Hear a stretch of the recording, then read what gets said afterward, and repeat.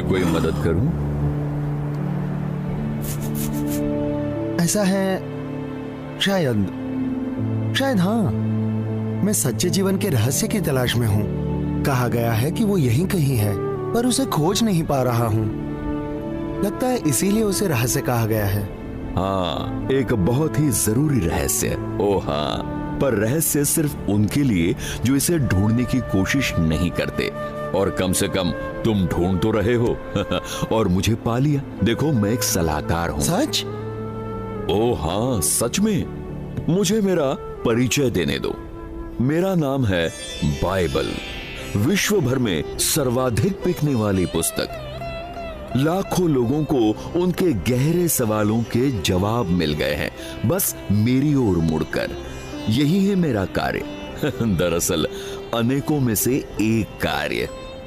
तो क्या तुम सच्चे जीवन का रहस्य खोजने में मेरी मदद करोगे? ओ, निश्चित रूप से हाँ, लेकिन उसकी खोज के लिए हमें एक यात्रा पर जाना होगा, मेरे पन्नों के माध्यम से। यहाँ आओ, मेरे साथ आओ और हम एक नजर फेरेंगे। शुरू करते हैं कैसे परमेश्वर ने तुम्हारी सृष्टि की खुद के स्वरूप में। परमेश्वर ने मुझ जैसे की सृष्टि की उसके जैसे बनने के लिए? नहीं। हाँ, और एक विशेष उद्देश्य के लिए। तो क्यों मेरा जीवन इतना सुनसान लग रहा है, बर्बाद जैसा? क्योंकि काफी कुछ गड़बड़ा गया। परमेश्वर की गलती नहीं थी। कई एक जरूरी बातों को उसने लोगों पर छोड़ दिया कि लोग खुद वो निर्णय ले। लेकिन जब तुम जानोगे कि उसके पुत्र यीशु ने चीजों को सही करने के लिए क्या किया, तब तुम समझने लगोगे कि सच्चे जीवन का रहस्य क्या है। यीशु का इससे क्या लेना देना? यीशु, मैं निश्चित नहीं हूं। सुनो मेरे पन्ने परमेश्वर के बारे में क्या कहते हैं और क्या गलत हुआ। और फिर जैसे कि मैंने तुम्हें बताया, कैसे यीशु ने चीजों को ठीक किया। आदि में परमेश्वर ने आकाश और पृथ्वी को बनाया। फिर परमेश्वर ने कहा,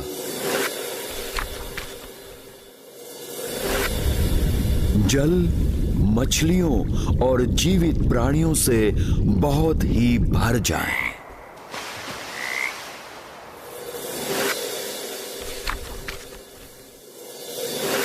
आकाश हर तरह की पक्षियों से भर जाए और पृथ्वी पर सारे प्रकार के प्राणियों की सृष्टि हो।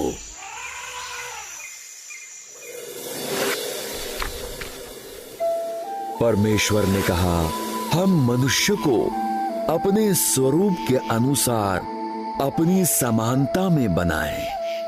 वो समुद्र की मछलियों पर राज करेंगे, आकाश की पक्षियों पर और पृथ्वी के पशुओं पर। वो फूले फले पृथ्वी में भर जाएं और उसको अपने वश में कर ले। ये रही मेरी आशीष। मैं तुम्हारा पिता ठहरूंगा और तुम मेरे बेटे और बेटियां ठहरोगे। तुम माता पिता, यदि तुम्हारे बच्चे तुमसे रोटी मांगे तो क्या तुम उसे पत्थर दोगे? या अगर वो एक मछली मांगे तो क्या आप उन्हें सांप दोगे? बिल्कुल नहीं। तो जब तुम माता पिता अपने बच्चों को अच्छी वस्तुएं देना जानते हो, तो तुम्हारे स्वर्गीय पिता अपने मांगने वालों को कितनी अच्छी वस्तुएं देगा। यीशु ने कहा, ये परमेश्वर का पुत्र इन सब में सबसे महत्वपूर्ण। परमेश्वर ऊपर स्वर्ग से धरती पर सारी मानव जाति पर नजर डालते हैं। वो देखते हैं कि क्या कोई सच में बुद्धिमान है, क्या कोई परमेश्वर को खोजता है।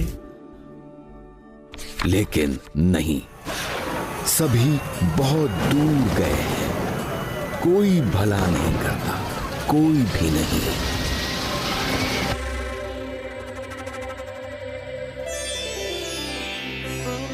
मसीह यीशु अदृश्य परमेश्वर का प्रतिरूप हैं।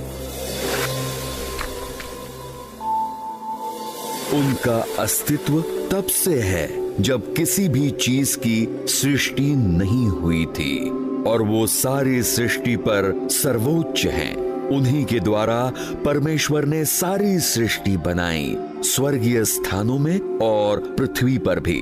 उन्होंने वो सब बनाए जिन्हें हम देख पाते हैं और वो भी जो नहीं देख पाते।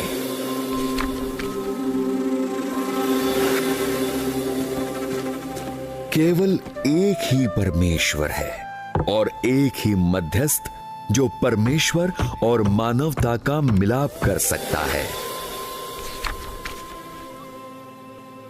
वो मनुष्य यीशु मसीह,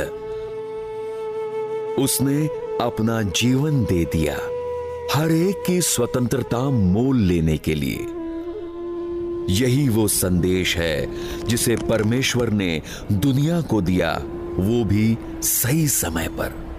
ओह, ये तो कई शब्दों से भरा है। हाँ, मैं एक बड़ी पुस्तक हूं, वास्तव में पुस्तकों का एक संग्रह। नहीं, मतलब इसका वास्तव में इसका अर्थ क्या है? यदि तुम परमेश्वर को जानना चाहते हो तो सबसे पहले तुम्हें यीशु के पास आना होगा। पर मैं ये करूं कैसे? मुझे तो उनके बारे में कुछ नहीं पता। चलो देखते हैं। जो वृत्तांत मेरे पन्नों में है वो बिल्कुल जीवित है, वो वास्तव में हुई है, ताकि तुम इसे जान सको। मैं अब जाता हूं कई कई साल पीछे, हमेशा की तरह। पर सच में परमेश्वर के साथ एक दिन हजारों साल समान है। तो आओ चले। वाह, ये हम कहां आ गए? इज़राइल की जमीन पर 2000 सालों से भी पहले यीशु का यहां जन्म हुआ। क्या वही यीशु है जो अभी उठे? हाँ, ये वही है। यहाँ हो क्या रहा है? वो एक धार्मिक बैठक में है। वो क्या करने जा रहे हैं? वो बताने जा रहे हैं कि परमेश्वर ने उन्हें किस उद्देश्य से भेजा है। वो अपने सिर को क्यों ढक रहे हैं? आदर जाहिर करने के लिए, क्योंकि वो परमेश्वर का वचन पढ़ने जा रहे हैं। सुनो, यीशु समझाने जा रहे हैं कि परमेश्वर ने उन्हें किस उद्देश्य से भेजा है। परमेश्वर का आत्मा मुझ पर है, क्योंकि उन्होंने मुझे दीनों को शुभ संदेश सुनाने के लिए चुना है। उन्होंने मुझे भेजा है कि मैं बंदियों को मुक्ति और अंधों को दृष्टि पाने का संदेश दूं, सताए हुए लोगों को मुक्त करने के लिए, और यह घोषणा करने के लिए कि समय आ गया है जब परमेश्वर अपने लोगों को बचाएं।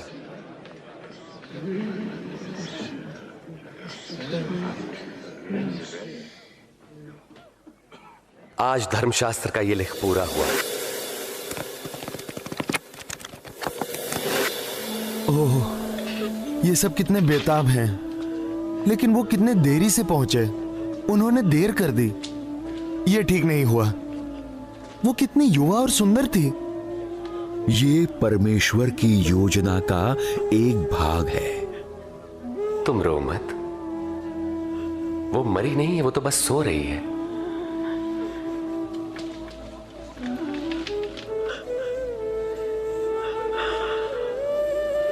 बेटी, उठो।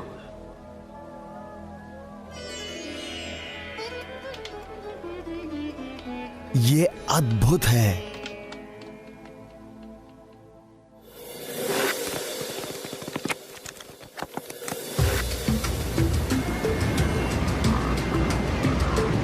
उनके साथी घबरा रहे हैं और मैं भी। घबराने की कोई जरूरत नहीं है। यीशु का प्रकृति पर भी अधिकार है। देखो,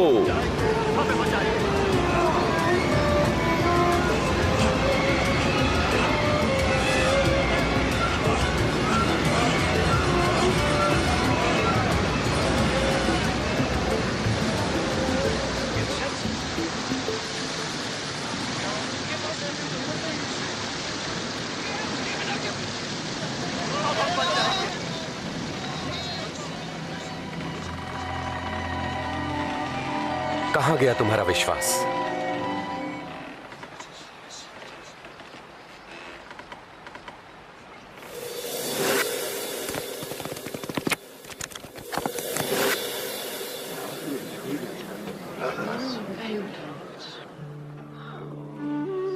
मैं तुम्हारे लिए क्या करूं? मैं फिर से देखना चाहता हूं। पर यहां पर मेरे लिए एक संदेश है ना? क्या वो यीशु है जिसके द्वारा मैं देख पाऊंगा? शायद देखो। तो देखो,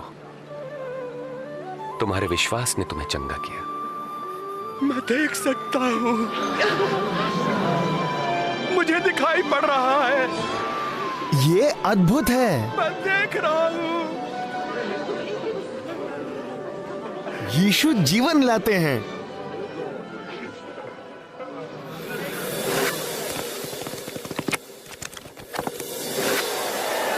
यहां क्या हो रहा है? नहीं, ये यीशु है। उनके साथ क्या हो रहा है? वो क्या कर रहे हैं? ये सब गलत है।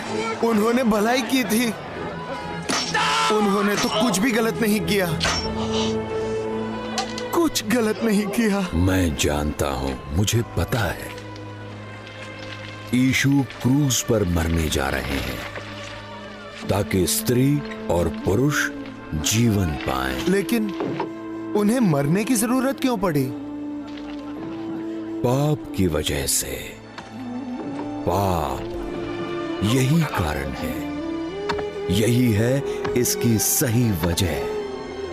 यही है कि उन्हें मरना पड़ा।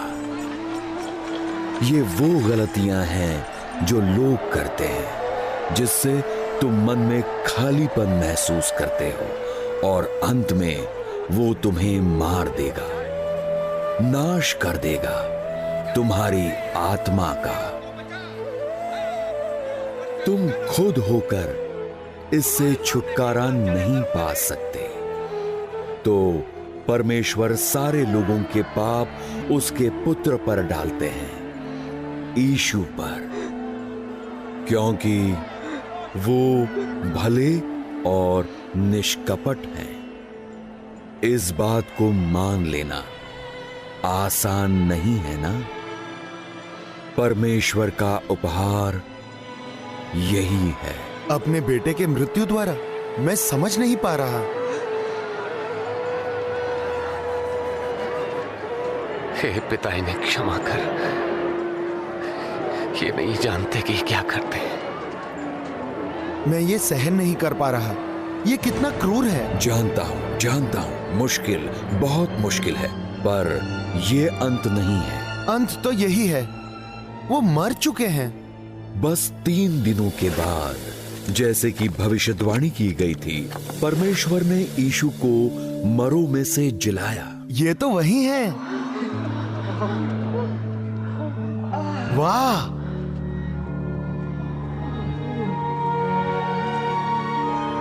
तुम क्यों इतने चिंतित हो? तुम्हारे मन में शंका क्यों उठ रही है? देखो, मेरे हाथ और मेरे पांव, और जान लो कि ये मैं ही हूं। मुझे छुओ तो पहचान लोगे, क्योंकि आत्मा के हड्डी और मांस नहीं होता जैसा मुझ में देखते हो। मैं यही बातें तो करता था जब तुम्हारे साथ था, कि मेरे विषय में मूसा की व्यवस्था, भविष्यवक्ता के लेखों और भजन संहिता में लिखा सब पूरा होना था। यही तो लिखा है कि मसीह को दुख उठाना और तीसरे दिन मृतकों में से जी उठना है। उनके नाम से पश्चाताप और पाप क्षमा का संदेश यरूशलेम से लेकर सारे संसार में प्रचारित किया जाएगा। तुम इन सब बातों के साक्षी हो। वाह, वो अद्भुत है। क्योंकि यीशु अब जीवित हैं, तो ऐसी कोई वजह नहीं कि तुम उसे न जान सको और उसके जीवन का हिस्सा बनो हमेशा के लिए। नहीं, ये मुमकिन नहीं है। मतलब मैं यहां नीचे हूं और परमेश्वर वहां ऊपर।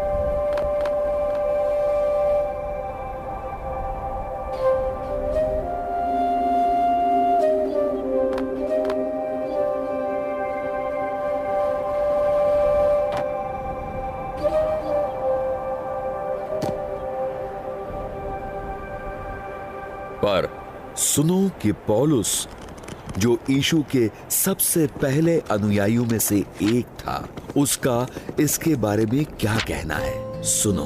मैं पौलुस हूँ। मैं मसीही लोगों से नफरत किया करता था। मैंने उन पर हमले किए और कईयों का कत्ल कर दिया। मुझे इसका घमंड था। मैं मतलबी, दुष्ट और अहंकारी था। फिर एक दिन यीशु प्रकट हुए, मुझे बदला और मेरे सारे दोषों से मुझे क्षमा कर दिया। और फिर उन्होंने मुझे लोगों को उनके बारे में बताने को कहा, ताकि वो भी विश्वास करके पापों की क्षमा पाएं। आप खुद को इंसान के रूप में क्षमा न पाने के काबिल ना समझें। यदि हम भले होते तो हमें परमेश्वर की क्षमा की जरूरत न होती। तो क्या प्रभु मुझे क्षमा करेंगे? हाँ, बिल्कुल। इसलिए तुम्हें यीशु पर विश्वास करना होगा, यीशु का कहना मानना होगा। श्रीमान बाइबल, कृपया करके क्या आप मार्ग और सत्य और जीवन मैं ही हूं। बिना मेरे द्वारा कोई पिता के पास नहीं पहुंच सकता। मुझे ये बहुत पसंद है। पर मैं ये अब भी नहीं समझ पा रहा, परमेश्वर ने यीशु को मरने क्यों दिया? खैर, इसी तरह यीशु ने हमारे सारे पापों का मोल चुकाया। श्रीमान बाइबल, लोगों का परमेश्वर के साथ सही संबंध तब बनता है जब वो विश्वास करे कि यीशु ने लहू बहाकर अपने प्राण त्याग दिए। यदि मैं मानता हूँ कि यीशु मेरे लिए मरे, तब क्या होगा? उन सबको जो उन पर विश्वास करके उन्हें ग्रहण करते हैं, उन्हें वो परमेश्वर की संतान बनने का अधिकार देते हैं। क्या उपहार है ये! तो तुम्हारा मतलब है यदि मैं विश्वास करूं कि यीशु मेरे लिए मरे, तब मैं परमेश्वर की संतान बन सकता हूं? और बस उतना ही नहीं, परमेश्वर का आत्मा, वो पवित्र आत्मा तुम में वास करेगा और कभी साथ नहीं छोड़ेगा। ये अद्भुत है। लेकिन मेरा क्या होगा जब मैं गुजर जाऊंगा? तुम्हें परमेश्वर के आगे न्याय चुकाना होगा। वहां मैं पकड़ा जाऊंगा। लेकिन तुम सबसे छूट जाओगे। यीशु के बलिदान के लिए धन्यवाद और तुम्हारा उस पर का विश्वास एक बहुत ही खास रहस्य है। तो क्या मैं सदा यीशु के साथ रह सकता हूँ? हाँ, यकीनन, क्योंकि परमेश्वर ने जगत से ऐसा प्रेम रखा कि उसने अपना इकलौता पुत्र दे दिया, ताकि जो कोई उस पर विश्वास करे वो नाश ना हो, परंतु अनंत जीवन पाए। तो बताओ, मैं वास्तव में परमेश्वर की संतान कैसे बनता हूँ? तुम्हें यीशु को अंदर आने देना होगा। उनके वचनों को सुनो। देख, मैं द्वार पर खड़ा हुआ खटखटाता हूँ। यदि तुम मेरा शब्द सुनकर द्वार खोलोगे तो मैं भीतर आ जाऊंगा। ठीक है, पर मैं उसे कैसे अंदर आने दूं? यदि तुम घोषणा करो कि यीशु ही प्रभु हैं और दिल से विश्वास करो कि परमेश्वर ने उन्हें मरों में से जीवित किया, तो तुम निश्चित बचा लिए जाओगे। मुझे लगता है कि अब तुम्हारी समझ में आ गया है। क्या तुम ऐसा करोगे? मैं ऐसा करना चाहता हूँ, पर जानता नहीं क्या कहना होगा। कोई बात नहीं, बस जो मैं कहता हूँ उसे मेरे बाद तुम दोहराओ। धन्यवाद यीशु, जो मेरे लिए आप क्रूस पर मरे। धन्यवाद यीशु, जो मेरे लिए आप क्रूस पर मरे। मैं मानता हूं कि मैं आपके स्तर तक नहीं पहुंच सकता, ना ही खुद को बचा सकता हूं। मैं मानता हूं कि मैं आपके स्तर तक नहीं पहुंच सकता, ना ही खुद को बचा सकता हूं। आपकी जरूरत है मुझे यीशु। आपकी जरूरत है मुझे यीशु। कृपया मेरे पापों की क्षमा करके मेरा उद्धार कीजिए। कृपया मेरी पापों की क्षमा करके मेरा उद्धार कीजिए। मैं खुद को आपके हाथों में देता हूँ। धन्यवाद मुझसे प्रेम करके मुझे अपना समझकर स्वीकार करने के लिए। मैं खुद को आपके हाथों में देता हूँ। धन्यवाद मुझसे प्रेम करके मुझे अपना समझकर स्वीकार करने के लिए। धन्यवाद जो अब मैं परमेश्वर की संतान हूँ। धन्यवाद जो अब मैं परमेश्वर की संतान हूँ। बधाई हो बहुत बढ़िया, बहुत बढ़िया। तुमने अब खोज लिया है सच्चे जीवन के रहस्य को। और हर अच्छे रहस्य के समान ये खोज क्या मुझे सदा के लिए बदल देगा? हाँ, निश्चय। अब जो तुम्हारे पाप क्षमा हुए हैं और तुम परमेश्वर की संतान हो, पवित्र आत्मा तुम में रहता है। वो यीशु के करीब रहने में तुम्हारी सहायता करेगा। तुम, जैसा मुझ में लिखा है, एक नई सृष्टि हो। शुक्रिया श्रीमान बाइबल, तुम अद्भुत हो। सच्चे जीवन के रहस्य की खोज में मेरी मदद करने के लिए शुक्रिया। तुम्हारा इस नए जीवन में स्वागत है श्रीमान, स्वागत है। पर देखा जाए तो ये बस हमारी यात्रा की एक शुरुआत है। और भी बहुत बहुत सारी बातें हैं जो तुम मेरे पन्नों से सीख सकते हो। कई बातें, और पवित्र आत्मा की अगुवाई से भी।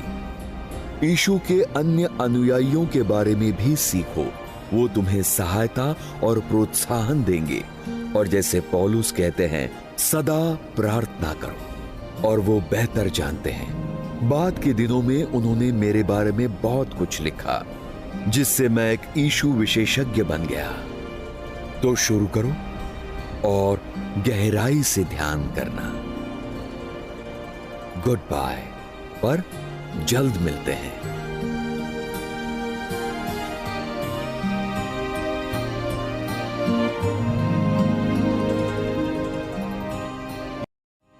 यदि आपने ये प्रार्थना की है और यदि आप अपने किसी प्रश्नों के उत्तर चाहते हैं, तो आप हमसे स्क्रीन पर दिखने वाले पते पर संपर्क भी कर सकते हैं।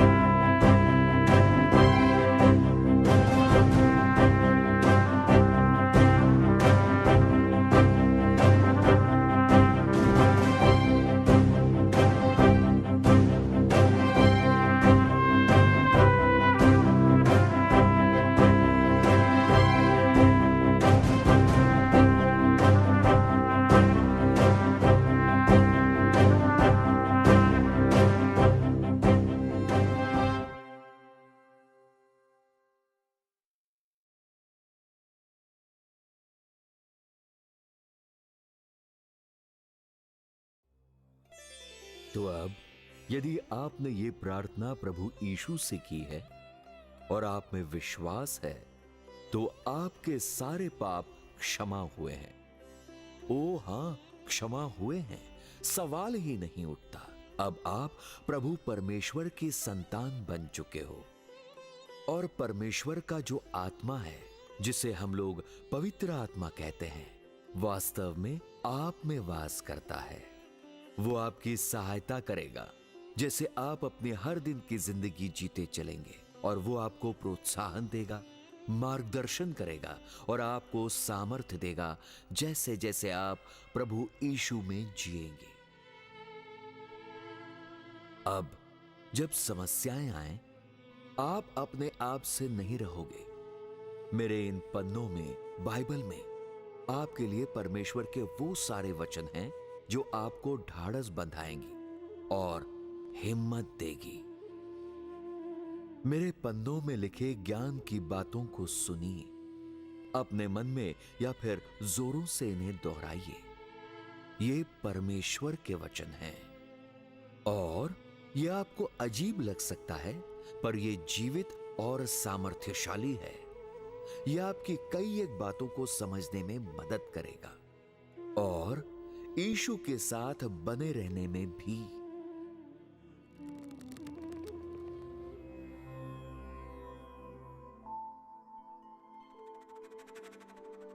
निश्चय उसने हमारे रोगों को सह लिया और हमारे ही दुखों को उठा लिया। वो हमारे ही अपराधों के कारण घायल किया गया, वो हमारे अधर्म के कामों के हेतु कुचला गया। हमारे ही शांति के लिए उस पर ताड़ना पड़ी कि उसके कोड़े खाने से हम चंगे हो जाएं।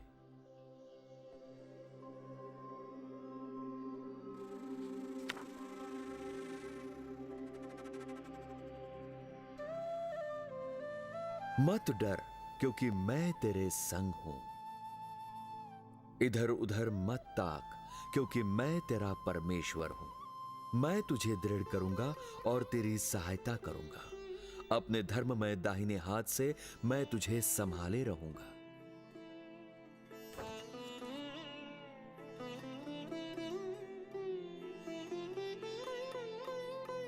क्रोध तो करो, पर पाप मत करो। सूर्य अस्त होने तक तुम्हारा क्रोध न रहे।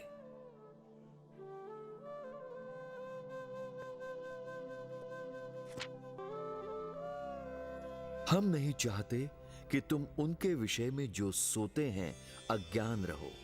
ऐसा ना हो कि तुम औरों की नाई शोक करो जिन्हें आशा नहीं। क्योंकि यदि हम प्रतीति करते हैं कि यीशु मरा और जी भी उठा, तो वैसे ही परमेश्वर उन्हें भी जो यीशु में सो गए हैं उसी के साथ ले आएगा। हम ये जानते हैं क्योंकि यीशु ने ये कहा है, पुनरुत्थान और जीवन मैं ही हूं। जो कोई मुझ पर विश्वास करता है, वो यदि मर भी जाए तो भी जिएगा। और जो कोई जीवता है और मुझ पर विश्वास करता है, वो अनंत काल तक न मरेगा।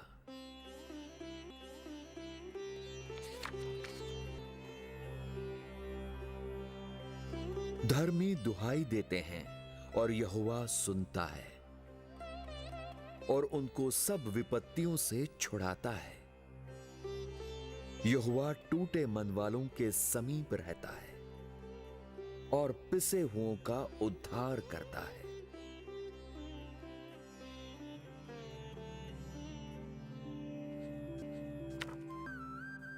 जिसका मन तुझ में धीरज धरे हुए है, उसकी तू पूर्ण शांति के साथ रक्षा करता है, क्योंकि वो तुझ पर भरोसा रखता है।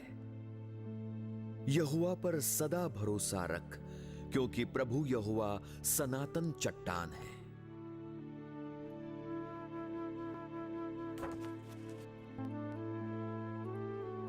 यदि हम अपने पापों को मान ले, तो वो हमारे पापों को क्षमा करने और हमें सब अधर्म से शुद्ध करने में विश्वास योग्य और धर्मी है। यहोवा कहता है, आओ हम आपस में वाद विवाद करें। तुम्हारे पाप चाहे लाल रंग के हों तो भी वो हिम की नाई उजले हो जाएंगे, और चाहे अर्गवानी रंग के हों तो भी वो ऊन के समान श्वेत हो जाएंगे।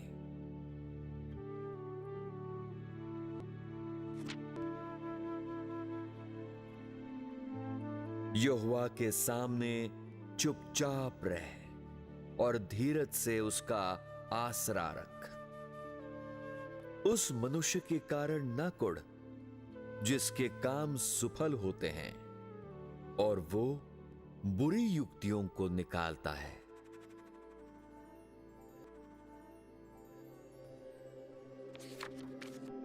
कोई तुमसे तुम्हारी आशा के विषय में कुछ पूछे तो उसे उत्तर देने के लिए सर्वदा तैयार रहो, पर नम्रता और भय के साथ।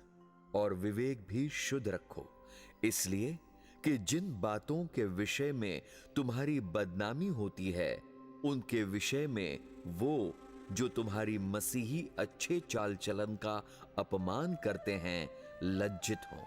क्योंकि यदि परमेश्वर की यही इच्छा हो कि तुम भलाई करने के कारण दुख उठाओ, तो ये बुराई करने के कारण दुख उठाने से उत्तम है।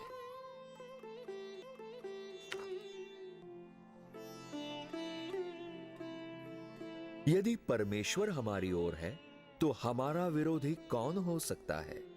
जिसने अपने निज पुत्र को भी न रख छोड़ा, परंतु उसे हम सब के लिए दे दिया, वो उसके साथ हमें और सब कुछ क्यों कर ना देगा?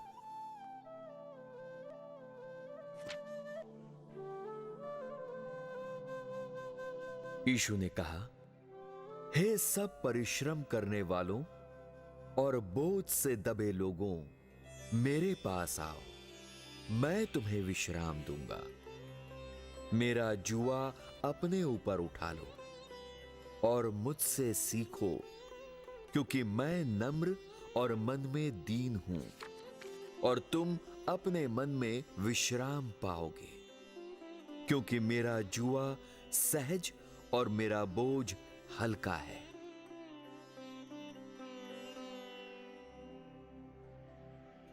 यीशु कहते हैं, और उन्हें सब बातें जो मैंने तुम्हें आज्ञा दी है मानना सिखाओ। और देखो, मैं जगत के अंत तक सदैव तुम्हारे संग हूं।